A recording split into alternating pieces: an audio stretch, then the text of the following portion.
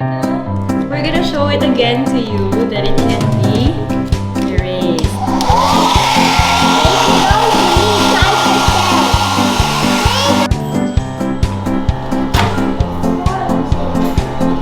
It's hot.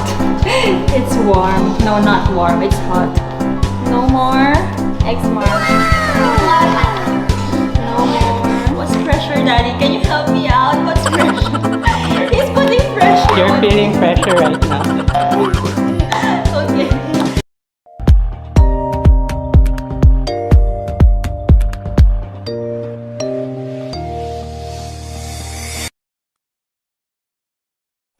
Camera. Okay, hi friends, welcome to our channel. I am Lens. This is Right, and this is Mommy. Okay, hi.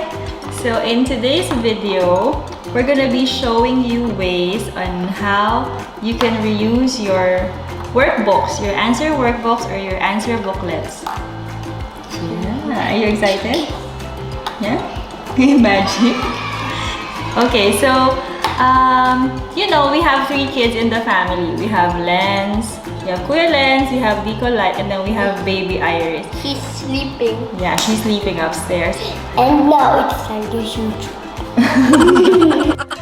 And so we realized that because they're studying at home, we realized that every time they answer a booklet, if they answer it with their pen or their pencils, we can't reuse the booklet anymore. So if Kuya Lens uses a book and he answered it with his pen, we can't let Light to use it again because it's hard to erase the pencil markings on all of the pages. So then we end up buying more and more and more booklets, and it's very expensive.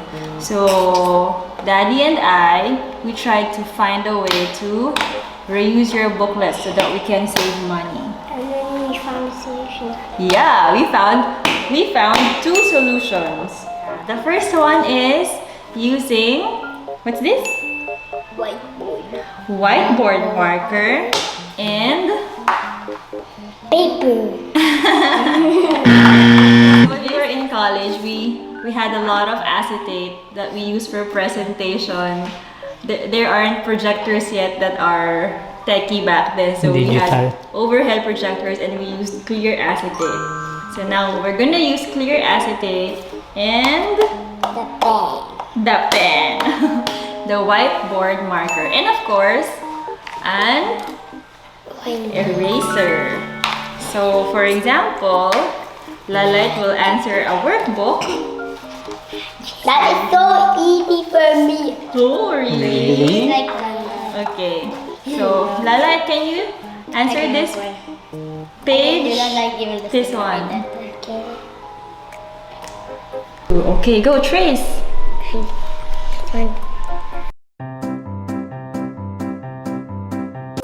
Alright. Okay, so now that Light is done answering this worksheet, when he's done, we just simply erase it with a... That's right. Yeah, he likes erasing it. There. He likes to erase it, right? Boom. Boom! There, it's done. So we can reuse both the acetate and the workbook. So this workbook can still be used by baby Iris in the future. See? Time for the second solution. You want to go to the second solution right away? Before I go to the second solution, let me first tell you what I like and what I don't like about this this trick. What I like about it is that you can find the materials that you need easily in any bookstore. You can buy this in any bookstore, you can buy this in any bookstore, you can buy this in any bookstore. What I don't like about this is sometimes the acetate gets misaligned and then... What does misaligned mean? Oh, they go out of place like that while you're answering. And then my kids, they end up getting frustrated because their answers will move from one spot to another. So we usually clamp it with a big paper clip on top. But then when you do that, it's gonna be hard for the child to flip the page and move on to the next page for answering without an adult helping him or her. So if we do this trick, there has to be someone to help the child to manage through the flipping of the pages. What I also don't like about it is that this acetate will go dirty in the long run, and then you will have to change it. Aside from that, when you erase, sometimes the markings of the pen, it gets scattered all over the place, and then if you have a white table like ours, it will end up getting Color. yeah, color. Color blue. See, he knows because our white table ended up with So lots that of will be my dirty favorite smudges. color. Yeah, so this is a good way to recycle or to reuse the booklets, but we found a better way, and that's what we're using up until now, and we love this new trick. And it involves using a Pen. yeah, this is Erasable pen. yeah, an erasable pen. Specifically, this is Pilot Frixion Pen. So this is Pilot Frixion Pen. What is unique about this pen is that its ink is thermosensitive. What does thermal mean? Thermosensitive means that the ink of the pen reacts to the temperature around it. What does temperature mean? Temperature is how hot or how cold something is. So if you write on something, and then How about pressure? how about pressure? Pressure is different from temperature. What's pressure, Daddy? Can you help me out? What's pressure?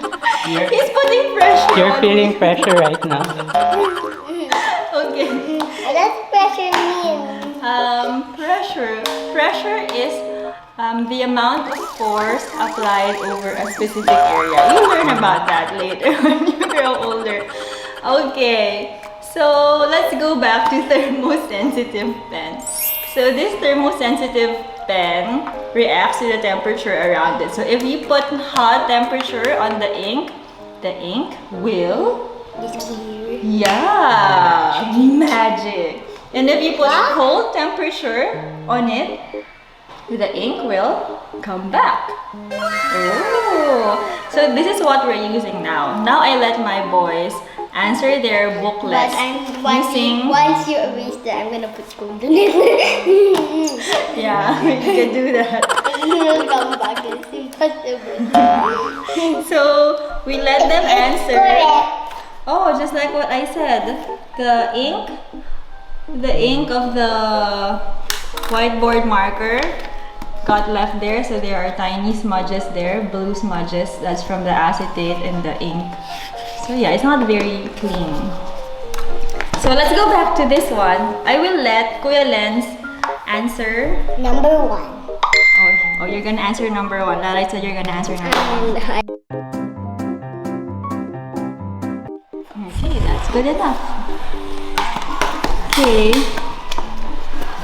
so you see. Oh. Okay, so this rubber edge, rubber tip is gonna create heat so that you can erase it there just by creating heat. There, see? Hard times erasing that because it takes so long. It was erased. Okay, there's an easier way to erase it though. If you're gonna erase lots of writings, you can erase it quickly using a, what's this? Blower. Yeah, hair blower. So if we're gonna erase lots of writings, we use a hair blower. Okay, Oh no, don't you dare do it. so you can see the marking still there, and then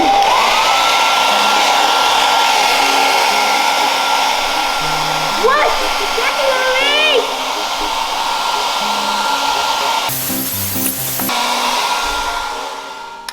look at it. Ta-da! Magic. That's not magic. What is it? It's science. Yeah. So that's how we do it. What I like about this is that the kids, they can answer the booklets like an ordinary booklet, and then they can have a normal looking pen where they can practice the normal grip as compared to this fat whiteboard marker. They can flip the pages on their own. They don't need any supervision flipping the pages. And it's not messy. And you can erase large areas at a time. Using the blow dryer. Yeah, using a blower. And later we're gonna show them that you can actually erase a whole entire book with just one step. Yeah. What I don't like about it is that, well, you have to find specialized materials, like you have to look for this pen. This is available at National Bookstore. You have to have something to heat it up, like this blower. Without burning it? Without burning it. Without burning it, yeah. So, yeah, as I was saying earlier, you can actually erase an entire book in just one go.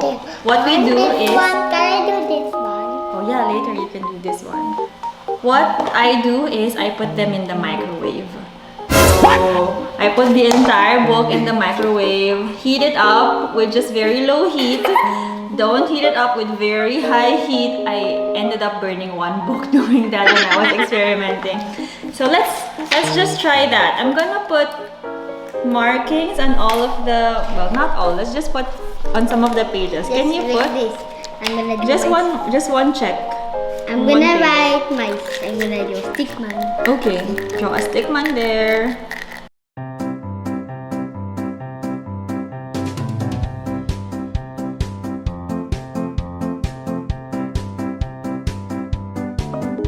There, so this is Lalight's drawing.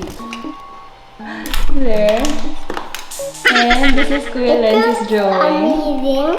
Amazing. I'm gonna draw a So we're gonna show it again to you that it can be erased.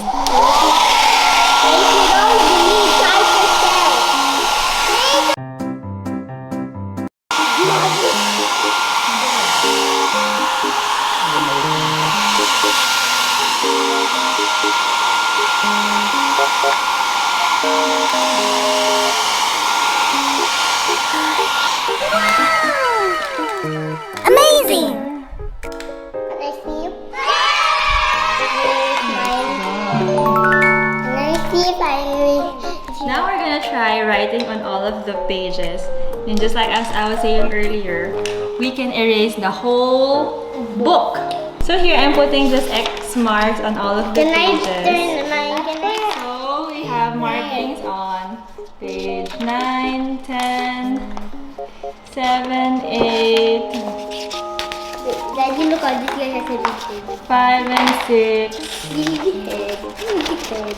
3, 4, and 1 and 2. We put X marks on all of the pages.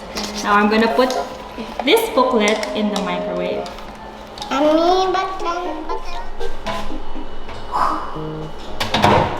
I usually just set it to defrost mode because if it's too hot, the paper ends up getting burned. A few moments later. It's hot. It's warm. No, not warm. It's hot. So, as you can see, no more X marks. No more. No more. No more. No more. Magic. So look at the one that we microwave. Where are the X marks now? In the microwave. In the microwave, the X marks were left behind in the microwave, so they're all gone. Now, it's now in the mushroom kingdom. Yeah. Where's Do you want the markings to come back? Yeah. We can put it in the freezer and then the markings will come back. Do you want to show that? Yeah. Yes? Yes. You want? Yes. Okay, Put the let's put camera this in the freezer. freezer. Oh, the freezer is here. No, this one's also Okay, you can also put it there. This It's one in our has freezer. This one has the less. Okay. Then we're gonna wait. While we're waiting, we can dance. Dance, dance, dance, dance. Oh! A few moments later. Okay, so after 1 hour, we left it in the freezer. And now, oh, you can see that the markings, it's cold. You can see that the markings are back. There. Amazing. All of the excess are back. There. So that's it because it's thermosensitive. Okay. So that's it. That's how we erase and let decolite reuse all of Kuya Lens's booklets. So that trick really helped me because in the past I would get an eraser and erase all of the pencil markings. It took me a very long time. It was very frustrating.